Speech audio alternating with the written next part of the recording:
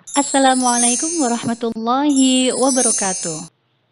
Menerima qada dan qadar Allah Subhanahu wa taala. Baiklah anak-anak, kita akan mulai saja ya pembelajaran kita hari ini. Anak-anak, sebagai permulaan, Budi Sak tanya dulu, apa kaitannya qada dan qadar dengan keimanan kita? Kira-kira qada dan qadar itu termasuk dalam rukun iman atau enggak? Ayo. Jawabannya adalah yes. Benar. Qada dan qadar termasuk rukun iman yang keenam. Baiklah, kita lanjut ya. Anak-anak, sebelumnya coba perhatikan gambar-gambar berikut ini. Tuh ada gambar apa saja tuh. Ya. Nah, itu kaitannya dengan qada dan qadar. Nanti akan kita bahas bersama-sama ya. Adakah hubungan antara tiga gambar tadi dengan tema kita qada dan qadar? Tentu saja. Gambar yang pertama, bayi yang terlahir sebagai laki-laki atau perempuan. Gambar yang kedua, menjadi juara pertandingan sepak bola.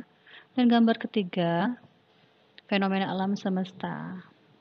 Gambar ketiga menunjukkan ketentuan Allah yang disebut qada.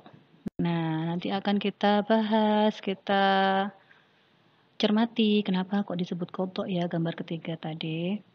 Lalu sedangkan gambar yang pertama dan kedua menunjukkan ketentuan Allah yang disebut qadar. Lalu sekarang kita akan mengetahui apa makna dari qada dan qadar itu sendiri. Sekarang kita akan membahas arti dari qada dan qadar. Apakah qada? Qada adalah ketentuan atau ketetapan Allah sejak zaman azali dan tidak dapat diubah oleh manusia. Jadi itu mutlak keputusan Allah, ketentuan Allah sendiri. Sedangkan qadar artinya ketentuan atau ketetapan Allah yang sudah terjadi pada makhluknya. Nah, ketika ketentuan Allah itu sudah terjadi nih, kun fayakun, sudah terjadi, maka itulah yang disebut dengan qadar. Kita lanjut lagi ya anak-anak, bisa bedakan ya. Dalam pengertian qada tadi disebutkan kata zaman azali. Adakah yang tahu apa artinya zaman azali? Apa ya zaman azali itu? Zaman azali artinya zaman tak bermula. Maksudnya apa tuh? Yaitu zaman sebelum Allah Subhanahu wa taala menciptakan alam semesta ini dan isinya. Jadi sebelum ada semuanya ini, Allah telah menentukan qada masing-masing dari makhluknya, yaitu pada zaman azali. Sekarang qadar disebut juga dengan takdir. Biasanya kita juga sering mendengarkan takdir, sunnatullah atau nasib. Nah, itu bisa dikatakan juga dengan qadar. Ya, anak-anak ya. Nah, qadar atau takdir itu sendiri dibagi menjadi dua macam, yaitu yang pertama, takdir mubrom, yaitu takdir yang tidak bisa diubah dengan usaha manusia. Jadi takdirnya itu sudah terjadi nih, tapi tidak bisa diubah oleh kita. Seperti apa contohnya? Seperti nih, bayi terlahir dengan jenis kelamin laki-laki atau perempuan. Nah, itu kan sudah terjadi nih, sudah jadi cowok atau cewek. Nah, Bu Nisa tanya, apakah bisa dirubah jenis kelamin tersebut? Laki dirubah jadi perempuan. Tidak bisa, sesungguhnya tidak bisa. Nah, itulah yang dinamakan takdir mubrom. Tapi zaman sekarang ya anak-anak ya, ada operasi segala macam apa itu untuk merubah jenis kelamin. Nauzubillah min dzalik, itu tetap saja hukumnya dosa besar karena telah merubah takdir ketetapan Allah Subhanahu wa taala. Ya, itu contoh dari takdir mubrom. Sekarang yang kedua yaitu takdir mu'allaq. Artinya takdir yang bisa diubah dengan usaha manusia. Seperti apa contohnya? Seperti misalnya nih ya, ada anak yang bodoh, tapi dengan usahanya dia selalu giat belajar, rajin membaca. Akhirnya lama-lama dia pandai. Nah, itu kan takdir yang bisa dirubah dari bodoh menjadi pandai. Itulah yang dinamakan takdir mu'allaq. Bisa berubah sesuai usaha kita manusia. Paham sampai sini? Nah, sekarang contoh qada antara lain. Nih, contoh qada nih.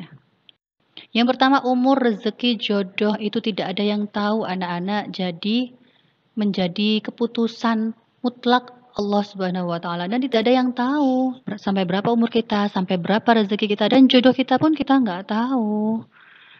Nah, Yang kedua, matahari terbit dari timur dan terbenam di barat, itu juga qadha karena tidak bisa dirubah dan itu mutlak keputusan Allah, ketentuan Allah. Dan yang ketiga, benda luar angkasa yang berputar pada porosnya. Nah, itu juga tidak bisa. Itu di luar nalar kita ya. Hanya Allah yang berhak sepenuhnya atas itu.